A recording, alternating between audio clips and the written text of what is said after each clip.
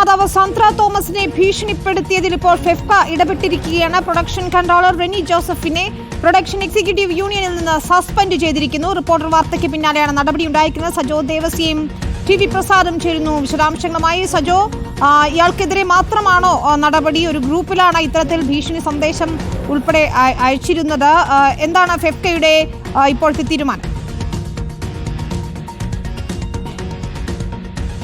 വിനീത, March 20-നാണ് production executive യൂണിയന്റെ പൊതു ഗ്രൂപ്പിൽ ഇത്തരത്തിലുള്ള ശബ്ദ സന്ദേശം, അതായത് സാന്ദ്ര തോമസിനെ ഫോണിൽ വിളിച്ച് ഭീഷണിപ്പെടുത്തുന്നതിന്റെ ഓഡിയോ റെക്കോർഡ് ഗ്രൂപ്പിൽ പങ്കുവച്ചത്. അതിൽ ഭീഷണിപ്പെടുത്തി എന്നടക്കമുള്ള അവകാശവാദങ്ങൾ ഉന്നയിച്ചുകൊണ്ടാണ് ഈ ശബ്ദ സന്ദേശം ആ ഗ്രൂപ്പിൽ പോസ്റ്റ് ചെയ്യുന്നത്. അതിൽ നേരിൽ തന്നെ വിളിച്ച് ഇങ്ങനെ കേട്ടലറക്കുന്ന ഭാഷയിലുള്ള ഭീഷണിയാണ് റെനി ജോസഫ് നടത്തിയത്. അതടക്കം ആ ഗ്രൂപ്പിൽ തന്നെ അത് വന്നതുകൊണ്ട്, അത് പങ്കുവച്ചതുകൊണ്ട് തന്നെ അതിലുള്ള അംഗങ്ങൾക്ക് ഇത് സംബന്ധിച്ച് കൃത്യമായ ധാരണയുണ്ട്.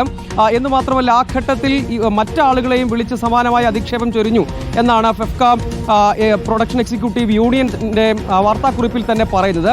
ഫെഫ്ക സ്റ്റിയറിംഗ് കമ്മിറ്റി ചേർന്ന് ഈ കാര്യത്തിൽ ഉചിതമായ നടപടി സ്വീകരിക്കണം എന്ന് അഫിലിയേറ്റഡ് സംഘടനയായ പ്രൊഡക്ഷൻ എക്സിക്യൂട്ടീവ് യൂണിയനോട് ആവശ്യപ്പെടുകയായിരുന്നു. അതിന്റെ അടിസ്ഥാനത്തിൽ അന്വേഷണ വിധേയമായി സസ്പെൻഡ് ചെയ്യുകയാണ്. കൂടുതൽ തുടർ നടപടിയും അന്വേഷണ റിപ്പോർട്ടിന് ശേഷം ഉണ്ടാകും എന്നുമാണ് ഫെഫ്ക പ്രൊഡക്ഷൻ എക്സിക്യൂട്ടീവ് യൂണിയൻ അറിയിക്കുന്നത്. അതേസമയം ഈ കേസ് പാലാരിവട്ടം പോലീസ് കേസെടുത്തതിന് പിന്നാലെയുള്ള അന്വേഷണ നടപടികളും ഒരു വശത്ത് പുരോഗമിക്കുകയും ചെയ്യുന്നു. ടി.വി. പ്രസാദ് കൂടി ചേരുന്നു. പ്രസാദാണ് ഈ വാർത്ത ആദ്യം റിപ്പോർട്ട് ചെയ്യുന്നത്. പ്രസാദ്, വളരെ വിശദമായി തന്നെ ഇന്ന് രാവിലെ സാന്ദ്ര തോമസ് കോഫി വിതരണത്തിൽ ഈ ഭീഷണി സന്ദേശത്തെക്കുറിച്ചും താൻ നേരിട്ട ബുദ്ധിമുട്ടുകളെക്കുറിച്ചും ഒക്കെ സംസാരിക്കുകയുണ്ടായി. ഈ ഇത്തരത്തിലൊരു നടപടികളിലൂടെ മാത്രം കാര്യങ്ങൾ അവസാനിപ്പിക്കേണ്ടതല്ലല്ലോ, തുടർ നടപടികൾ ഉണ്ടാകണം. മാത്രമല്ല, സാന്ദ്ര തോമസ് നേരത്തെയും വലിയ രീതിയിൽ പരാതികൾ ഉയർത്തിയിരുന്നു. ഇപ്പോഴത്തെ സംഘടനാപരമായ ഒരു നടപടി ഉണ്ടായിരിക്കുന്നത് ഒരു പ്രൊഡക്ഷൻ എക്സിക്യൂട്ടീവിനെതിരെ മാത്രവുമാണ്.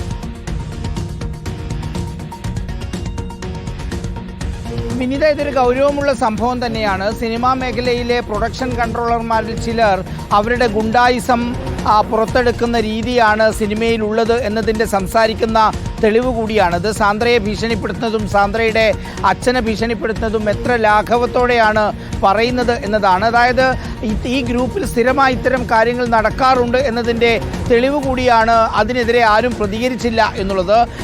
ആ സമയത്ത് ഒരു നടപടിയും ഉണ്ടായില്ല എന്നുള്ളതുമാണ്.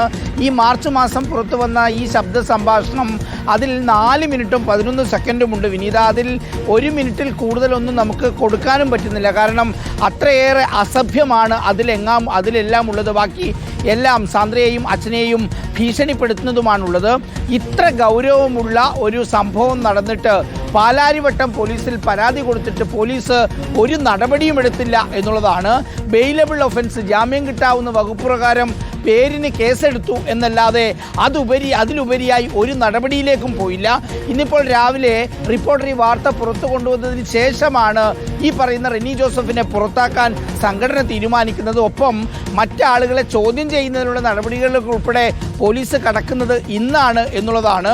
സിനിമാ മേഖലയിൽ നടക്കുന്ന ഒരുപാട് കൊള്ളരുതായ്മകൾ അത് ഹേമ കമ്മിറ്റി റിപ്പോർട്ടിലൂടെ പുറത്തു വന്നിരുന്നു. പക്ഷേ ഇതെല്ലാം പുറത്തു വന്നിട്ടും ഇപ്പോഴും അതിലേറെ നടക്കുന്നു എന്നതിൻ്റെ തെളിവുകളാണ് എന്തായാലും പുറത്തു വന്നത്. നേരത്തെ നമുക്കറിയാം, ഹണി റോസുമായി ബന്ധപ്പെട്ട് ദ്വയാർത്ഥ പരാമർശം നടത്തിയെന്ന പേരിലാണ് ബോബി ചെമ്മണ്ണൂർ ജയിലിൽ കിടന്നതെന്ന് ഓർക്കണം.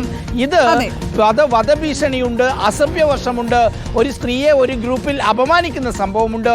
എന്നിട്ടും കടുത്ത നടപടിയിലേക്ക് പോയില്ല എന്നുള്ളത് ലജ്ജിപ്പിക്കുന്നത് തന്നെയാണ് വിനീത. ശരി, എന്തായാലും സംഘടന ഇപ്പോൾ താൽക്കാലികമായി സസ്പെൻഡ് ചെയ്തിരിക്കുന്നു എന്നുള്ളതാണ്. തുടർ നടപടികൾ വേണം എന്ന് തന്നെയാണ് ആവശ്യം. പാലാരിവട്ടം പോലീസും കേസെടുത്തിട്ടുണ്ടെന്നാണ് സജോ റിപ്പോർട്ട് ചെയ്യുന്നത്. ടി.വി. പ്രസാദുമാണ് വിവരങ്ങൾ നൽകിയത്.